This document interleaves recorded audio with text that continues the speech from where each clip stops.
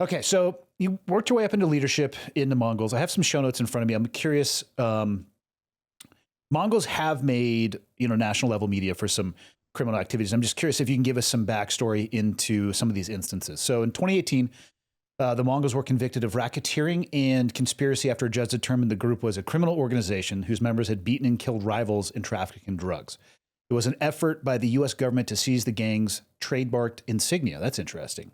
However, there was allegations by members that the club's then president was an ATF informant, which he denies. Do you know anything about this case? And how common would you say it was that there were actually informants? Which, again, this ties right back to something that you see on movies all the time, right? The informant or even TV show, whatever it is. What happened in 2018 and the informants? How common do you think that was? So that actually started as a case in 2008. That was Operation Black Rain, where it just traveled the court system for 10 years. So it started in 2008. I joined the Mongols in 2007, and young kid, I was like 25, so I was pretty naive to this stuff. I knew of undercover cops and stuff, but to me, I was like, hey, we're not doing anything illegal, like outside of maybe some bar fights or recreational drug use. Like no one was doing anything crazy, and so Yeah. I really wasn't concerned about undercover agents. What I didn't know was the world of paid informants, confidential informants, and in Oregon. The chapters I had in Oregon, we ended up having two paid confidential informants that were, these guys were actual criminals. They had been arrested for stealing motorcycles or doing drugs or whatever. And they were getting paid to tell on Mongols that weren't doing anything wrong, essentially. Were they also likely reducing their prison or jail sentences by doing Yeah, so? they were able to not go to jail, and they were getting paid $3 or $4 grand a month to do it. So they were getting this big monetary value and staying out of jail. So they were essentially taking advantage of the brotherhood. And the way that it played out was kind of almost embarrassing, because these are the guys that we took to drug rehab, try to clean up and be like good brothers. And this whole time they were making up this narrative so they can continue to get paid. But that was just in Oregon. At the same time, this was happening in several states. And there was actually 3 full patch members of the Mongols that were actual ATF agents, undercover agents in California. And man, I mean, I can go off on this tangent for a long time, but if you go Fire through away, man. Go for it. If you go through the court paperwork, you could see that these guys instigated a lot of crimes. And in fact, a lot of what they were doing was, they say they'd find some members that were out of work, because they tried to do this to me, but I said no. But they'd say, hey, can you bring 3 armed guards to help me out, in this deal I'm doing? And, most of the time guys are like, no, I'm not into that. But some guys might need the money. I don't know. And so they go to a room, and it was an ATF agent selling fake drugs to a DEA agent, undercover agents. And the Mongols all got charged with carrying firearms and commissions of a drug deal, and all these set up. I mean, these guys set this up, but the fact they agreed to it. So it ended up falling under racketeering laws. So, if they went and tried to fight it, say they weren't guilty, they had to look at this guy's murder over here and all these other things that happened. And so it was a pretty big case. And what they did initially, when the raids came down in 2008, they arrested like 60 or 70 something members. And they also took away the club's property, the club's patch. They took their trademark away like it was a corporate or like corporate logo. And at the time, for about a month, maybe it was 2 months, the law enforcement had the power to legally strip that patch off your back. So if they saw a Mongol driving down the road, they could pull them over and remove their patch and take it. And so we were having like these, big club meetings or parties, and cops were breaking into cars and taking patches. If your motorcycle had a Mongol patch or stick, anything on it, paint job, they would take it away. Like it was crazy. And obviously you can imagine the issues that arose from that, right? Because some guy wants to give up their patch, no member. Yeah, totally.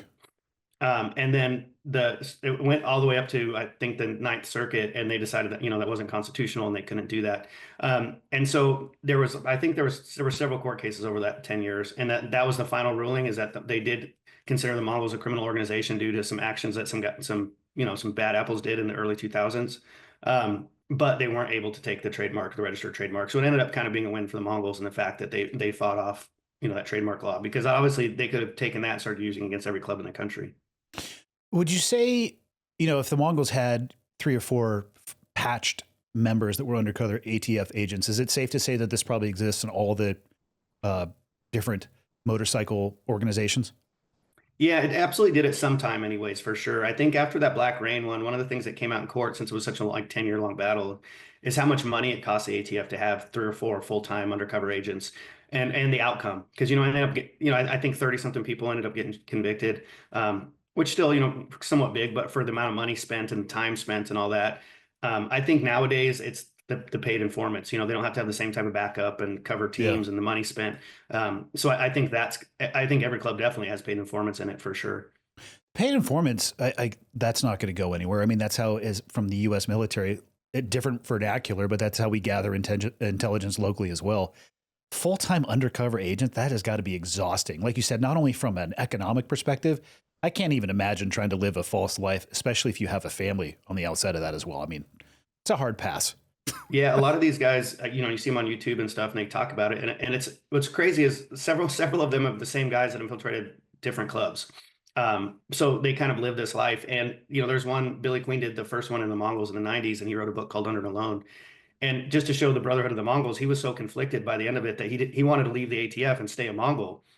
So I think there's these that part where they're playing this role and they get bought into it and they see that it's not what they expected. And these guys aren't, a lot of these guys aren't criminals, and they're building this brotherhood and people care about them. And then on the flip side, they're getting paid to do this job. And so I think I'm sure there's a lot of emotional stuff that goes into it for sure. Yeah.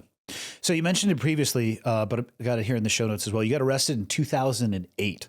So what charges were you facing there? And it sounds like you finally were able to clear that up. Walk me through what happened. Yeah, so I just started the Mongols in Oregon in 2007. So we were pretty high on law enforcement's watch list. And we got in a couple of bar fights, so they were kind of keeping an eye on us. And at the same time, all the clubs in Oregon didn't want us to be there. So we were on pretty high alert, like again, security was on point. We were paying attention to stuff. And at the time I was living on my parents' property. They have like 140 acres. So there's a couple of houses out there. I was living in one of them, and it's about a half-mile private driveway. And this black SUV was driving up it as I was driving down in a pickup truck. And instead of like stopping or anything, turned around and drove off. And so I followed them, and they ended up going to another clubhouse that we had beef with, the Gypsy Jokers at the time. So I assumed that that's who it was. It was probably an enemy or something. So I followed them for close to an hour and radioed ahead to some other guys, and we all got in cars and we tried to kind of box them in and pull them over to see who they were. And it was an ATF agent and a police detective. And so I got charged with attempted kidnapping, conspiracy to commit kidnapping, had a $14 million bail. And I took it to a jury trial, and I won after 3 months. I won. I was found guilty of reckless driving, like some misdemeanors, but beat all the felony charges. But it was a pretty big deal. And they put me on, 5-year supervised gang probation. So I wasn't allowed to hang out at the club for 5 years. And I still did. So every time I got caught hanging out at the club, I'd go back to jail for a year or a month or two at a time. So I probably did over a year in county jail over the years doing that too. Damn. And you said for a while you were considered a felon, but you finally got that expunged from your record? Yeah, I had a felony assault from 1999, like my senior year of high school, just because I was a knucklehead and I got in a lot of fights. Good God, man. Felony as a high school student? Dude, you're going to have to tell that story. What happened? That's a long one. The short version is I got in a fight with some kids from school after school, but I'd hit one with a bottle. Okay. And since it was a weapon, Oregon had just started their Measure 11 mandatory minimum sentencing, tough on crime act. And because I had used a weapon, it was me and my brother against 4 other people. So maybe I could potentially have taken it to court and fought it. But if I got found guilty, it would be 5 years, 10 months. It's a pretty big risk. So I took a plea bargain on that one and took a felony charge. Yeah.